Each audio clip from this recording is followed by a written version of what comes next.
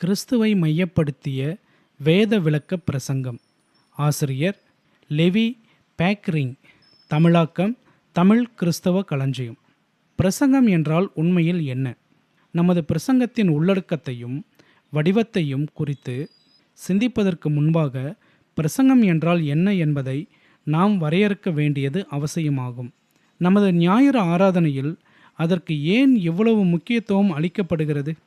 அப்போஸ்தலனாகிய பவுல் தன் ஆவிக்குரிய குமாரனாகிய தீமோத்தேயுவுக்கு எழுதிய 2ஆம் நிருபத்தில், சமயம் வாய்த்தாலும் வாய்க்காவிட்டாலும் ஜாக்கிரதையாயிருந்து திருவசனத்தை பிரசங்கம் பண்ணு, எல்லா நீடிய சாந்தத்தோடும் உபதேசத்தோடும் கண்டனம் பண்ணி கடிந்து கொண்டு புத்தி சொல்லு.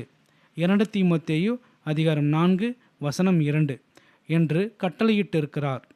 பிரசங்கம் என்று மொழிபெயர்க்கப்பட்டுள்ள கிரேக்க வார்த்தைக்கு ஒருவரையோ அல்லது ஒன்றையே குறித்து அறிவிப்பு செய்யுதல் அல்லது பறைசாற்றுதல் என்பதே அடிப்படை அர்த்தமாகும்.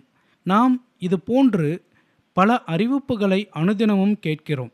அரசாங்க செய்தி தொடர்பாளர்கள் தலைவர்களின் நடவடிக்கைகளை குறித்து அறிவிப்புகளை வெளியிடுகிறார்கள். சமூக வலைத்தளங்கள் பல்வேறு குழுக்கள், வணிகங்கள் மற்றும் சமூக திட்டங்களுக்கான அறிவிப்புகளாலும் விளம்பரங்களாலும் நிறைந்துள்ளன. ஆனால் இவை எதுவும் பிரசங்கமாகாது. ஒரு சாதாரண அறிவிப்பை பிரசங்கமாக மாற்றுவது அந்த அறிவிப்பின் உள்ளடக்கமே ஆகும். பவுல் தீமோத்தேயுவிடம் திருவசனத்தை பிரசங்கம் பண்ணு என்று கூறுகிறார். எனவே பிரசங்கம் என்பது ஒரு குறிப்பிட்ட செய்தியை கொண்டிருக்க வேண்டும். அது தேவனுடைய வார்த்தையை மையப்படுத்தியதாகவும் உலக இரட்சகராகிய இயேசு கிறிஸ்துவின் சுவிசேஷ செய்தியை பறைசாற்றுவதாக இருக்க வேண்டும். துக்ககரமாக இன்று அநேக சபைகளில் பிரசங்க பீடங்களிலிருந்து செயல்படும் பல காரியங்களை உண்மையான பிரசங்கம் என்று துல்லியமாக சொல்ல முடியாது. பல நேரங்களில் இந்த பிரசங்கங்கள் வெறும் உலக பிரகாரமான சுய முன்னேற்ற பேச்சுக்களாகவே அமைந்து விடுகின்றன. இடையிடையே 1-2 வேத வசனங்கள் மேம்போக்காக குறிப்பிடப்படலாம். அந்த பேச்சின் உள்ளடக்கம் வேதத்தின் அடிப்படையில் இருப்பதில்லை. இயேசு கிறிஸ்துவை ராஜாவாக கொண்ட சபையாகிய நாங்கள் பிரசங்கத்திற்கு மிகுந்த முக்கியத்துவம் அளிக்கிறோம். இதனால்தான் எங்கள் திருச்சபையின் அடிப்படை விதியானது எங்கள் பிரசங்கத்தின் உள்ளடக்கத்தையும் வடிவத்தையும் தெளிவாக வரையறுக்கிறது. வேறு வார்த்தைகளில் கூறினால், பிரசங்கத்திற்கென்று ஒரு சரியான செய்தியையும் முறையையும் உள்ளது. அதுவே கிறிஸ்துவை மையப்படுத்தி கொண்ட வேத விளக்க உரை முறையாகும். பிரசங்கத்தின் செய்தி கிறிஸ்துவை மையமாக கொண்டது. முதலாவது, பிரசங்கத்தின் செய்தி கிறிஸ்துவை மையமாக கொண்டு அமைந்திருக்க வேண்டும். பிரசங்கம் என்பது சுவிசேஷத்தை அறிவிப்பது என்று சொன்னால் நாம் கிறிஸ்துவை பிரசங்கிக்கவில்லை, ஏனெனில் நாம் உண்மையில் பிரசங்கிக்கவே இல்லை. அப்போஸ்தலனாகிய பவுல் தனது நிருபங்களில் இந்த கருத்தை மீண்டும் மீண்டும் வலியுறுத்துகிறார். கொரிந்தியர்களுக்கு எழுதும்போது சபையில் நடக்கும் பல பிரிவினையை குறித்து அவர் வேதனைப்படுகிறார். சபை விசுவாசிகள் வெவ்வேறு அப்போஸ்தலர்களை கொண்டிருந்தார்கள். 1 கொரிந்தியர் அதிகாரம் 1 வசனங்கள் 11 முதல் 13 வரை பார்க்கவும்.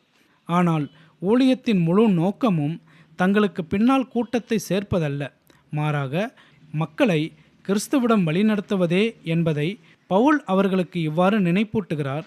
சகோதரரே, நாங்கள் உங்களிடத்தில் வந்தபோது தேவனை பற்றிய சாட்சியை சிறந்த வசனிப்போடாவது ஞானத்தோடாவது அறிவிக்க வரவில்லை.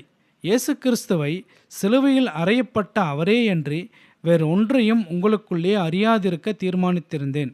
1 கொரிந்தியர் அதிகாரம் 2 வசனங்கள் 1-2. கிறிஸ்துவை குறித்தும் சிலுவையில் அவர் செய்து முடித்த இரட்சிப்பின் காரியத்தையுமே பவுல் கொரிந்தியர்களுக்கு அறிவித்தார். அவருடைய பிரசங்கம் ஆரம்பம் முதல் இறுதி வரை கிறிஸ்துவை மட்டுமே மையமாக கொண்டிருந்தது. அவர் அந்த செய்தியை கவர்ச்சிகரமாக்கவோ அதில் எதையும் கூட்டுவதற்காகவோ குறைப்பதற்காகவோ முயற்சிக்கவில்லை. மாறாக, உங்கள் விசுவாசம் மனுஷருடைய ஞானத்தினால் அல்ல, தேவனுடைய பலத்தில் நிற்கும்படிக்கு 1 கொரிந்தியர் அதிகாரம் 2 வசனம் 5. இயேசுவின் சுவிசேஷம் அதன் தூய்மையில் வெளிப்பட அனுமதித்தார். இன்றும் நமது செய்தி அதேதான். இது புதிய ஏற்பாட்டு பிரசங்கிகளுக்கு மட்டுமே பொருந்தும் என்று நாம் எண்ணிவிடக்கூடாது. பழைய ஏற்பாட்டிலிருந்தும் நாம் கிறிஸ்துவையே பிரசங்கிக்க அழைக்கப்பட்டிருக்கிறோம். உயிர்த்தெழுதலுக்கு பின்பு இன்னும் தம்மை அறிந்து கொள்ளாத 2 சீஷர்களுடன் நடந்து சென்று கொண்டிருந்தார். எருசலேமில் நடந்த சம்பவங்களை குறித்து அவர் கேள்வி கேட்பாரா என்று அவர்கள் இயேசுவிடம் கேட்டார்கள். அந்த உரையாடல் ஊடே இயேசு கிறிஸ்து அவர்களுக்கு பிரசங்கிக்க தொடங்கினார். மோசே முதலான சகல தீர்க்கதரிசிகளும் எழுதின வேத வாக்கியங்கள் எல்லாவற்றிலும் தம்மை குறித்து சொல்லியவைகளை அவர்களுக்கு விவரித்து காண்பித்தார் என்று லூக்கா நமக்கு கூறுகிறார். பின்னர் அதே கருத்தை அவர் மீண்டும் வலியுறுத்தி சீஷர்களிடம் கூறினார். மோசேயின் நியாயப்பிரமாணத்திலும் தீர்க்கதரிசிகளின் ஆகமங்களிலும் சங்கீதங்களிலும் என்னை குறித்து எழுதியிருக்கிறவைகளெல்லாம் நிறைவேற வேண்டியதென்று நான் உங்களோடு இருந்தபோது உங்களுக்கு சொல்லிக் கொண்டிருந்த விசேஷங்கள் இவைகளே. லூக்கா அதிகாரம் 24 வசனம் 44. பழைய ஏற்பாட்டின் முப்பரிமாண அமைப்பும், அதாவது நியாயப்பிரமாணம், தீர்க்க தரிசனங்கள், சங்கீதங்கள் இவைகளை பயன்படுத்தி அதில் உள்ள அனைத்தும், அதாவது நமது பழைய ஏற்பாட்டின் 39 புத்தகங்களும் இறுதியில் தம்மை குறித்தே பேசுகின்றன என்பதை இயேசு நிரூபிக்கிறார். பழைய ஏற்பாடு கிறிஸ்துவை முன்னோக்கி காட்டுகிறது. சுவிசேஷ புத்தகங்கள் கிறிஸ்துவின் வாழ்வையும் அவருடைய செயல்பாடுகளையும் பதிவு செய்கின்றன மற்றும் புதிய ஏற்பாட்டின் மீதமுள்ள பகுதிகள் கிறிஸ்துவை பின்னோக்கி காட்டுகின்றன. சுருக்கமாக சொன்னால் பரிசுத்த வேதம் அனைத்தும் கிறிஸ்துவையே மையமாக கொண்டுள்ளது. பிரசங்கத்தின் முறை வேத விளக்க உரை. அது உண்மையென்றால் நமது வேதாகமம் முழுவதையும் பிரசங்கிக்க வேண்டும் என்பது தெளிவாகிறது. வேத வாக்கியங்கள் எல்லாம் தேவ ஆவியினால் அருளப்பட்டிருக்கிறது.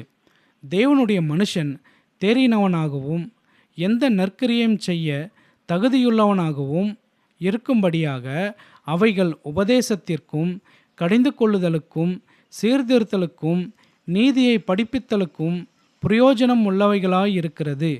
2 தீமோத்தேயு அதிகாரம் 3 வசனங்கள் 16-17 என்று பவுல் தீமோத்தேயுவிடம் கூறும்போது இதை புரிந்து கொள்ள நமக்கு மீண்டும் உதவுகிறார். வேத வாக்கியங்கள் அனைத்தும் தேவ ஆவியினால் அருளப்பட்டதும் நமக்கு பிரயோஜனம் உள்ளதுமாக இருந்தாலும் வேத வாக்கியங்கள் அனைத்தும் இறுதியில் கிறிஸ்துவையே சுட்டி காட்டுவதாலும் எல்லா பிரசங்கங்களும் கிறிஸ்துவை மையமாக கொண்டே வேத விளக்க உரையாக இருக்க வேண்டும். அப்படியானால் வேத விளக்க உரை மற்றும் வசனங்களை வரிசையாக விளக்கி பிரசங்கிப்பது என்றால் என்ன? விளக்க உரை என்பது ஒன்றை மூடியிருப்பதிலிருந்து திறந்து காட்டுவது அல்லது வெளிப்படுத்துவதாகும். அதனுடன் தொடர்புடைய விதத்தில் வேத விளக்க உரை என்பது ஒரு பொருளை பற்றிய முழுமையான மற்றும் ஆழமான விளக்கங்கள் ஆகும். இதை விளக்குபவர் மற்றும் போதிப்பவர் அதிலுள்ள பொருளை எடுத்து கேட்போருக்கு அதை தெளிவாக வெளிப்படுத்தும் வகையில் விவரிக்கிறார். வேத விளக்க உரை பிரசங்கத்திற்கும் இதே முறைதான் பொருந்தும். இந்த பிரசங்க முறையில் போதகரின் ஒரே குறிக்கோள் கொடுக்கப்பட்ட வேத பகுதியிலிருந்து வேதத்தின் சத்தியத்தை முன்வைத்து அதனை தனது சபையாருக்கு பொறித்து பேசுவதே ஆகும். வேத வார்த்தைகளில் கூறுவதனால் வேத விளக்க உரை பிரசங்க முறையில் பரிசுத்த வேதமே அந்த செய்தி முழுவதையும் ஆளுகை செய்கிறது. பிரசங்கிப்பவர் அல்ல. வேதாகமம் என்ன சொல்லுகிறதோ அதை மட்டும் பிரசங்கிப்பவர் கூறுகிறார். பிரசங்கத்தின் மைய கருத்து வேத பகுதியின் மைய கருத்தாகவும் இருக்க வேண்டும். மேலும் எல்லா பிரசங்கங்களும் முழு வேதாகமத்தின் பின்னணியிலும், குறிப்பாக பிரசங்கிக்கப்படும் குறிப்பிட்ட புத்தகங்களின் பின்னணியிலும் பிரசங்கிக்கப்பட வேண்டும். அதாவது வேத விளக்க உரை பிரசங்கம் என்பது வேதாகமத்தின் புத்தகங்களை வசனம் வசனமாக பிரசங்கிக்கும் முறையோடு இணைந்து செயல்படுகிறது. வேத விளக்க உரை பிரசங்கத்தை வலியுறுத்துகிறோம் என்பதற்காக ஒரு குறிப்பிட்ட தலைப்பை குறித்து தனியாக பிரசங்கம் செய்வது எப்போதுமே பொருத்தமற்றது என்று அர்த்தமல்ல. ஆனால் ஒவ்வொரு பிரசங்கத்திற்கும் ஒரு வேத பகுதி இருக்க வேண்டும். அந்த வேத பகுதியையே பிரசங்கத்தை வழிநடத்த வேண்டும். ஒருபோதும் பிரசங்க வேத பகுதியை தடம் மாற்றக்கூடாது.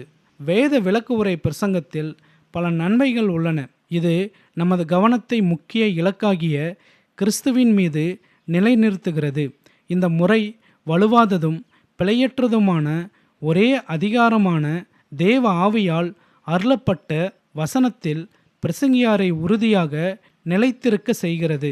மேலும் போதகர் தொடர்ந்து வேத வசனங்களுக்கே திரும்பி செல்ல வேண்டியிருப்பதால் அவர் தனக்கு பிடித்தமான சொந்த கருத்துக்களை பிரசங்கிப்பதை தடுக்கவும் இது உதவுகிறது. திருச்சபையார் வெறும் மனிதனுடைய அபிப்பிராயங்களை கேட்காமல் தங்களுக்கான தேவனுடைய ஜீவ வார்த்தையையே கேட்கிறார்கள் என்ற நம்பிக்கையை இது அவர்களுக்கு அளிக்கிறது. நாம் வாரந்தோறும் ஒரு குறிப்பிட்ட வேத புத்தகத்தை வசனம் வசனமாக படிக்கும்போது நாம் எல்லோரும் திருவசனத்தின் சிறந்த ஆவிக்குரியவர்களாக வளரவும் இது உதவுகிறது.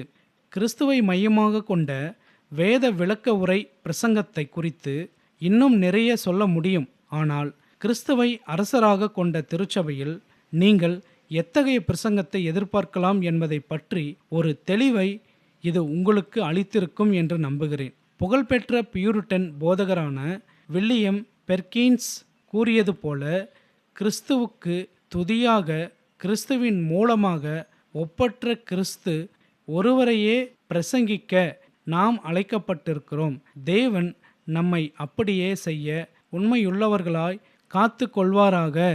தேவனுடைய சமாதானம் நம் அனைவரோடும் இருப்பதாக. ஆமேன்.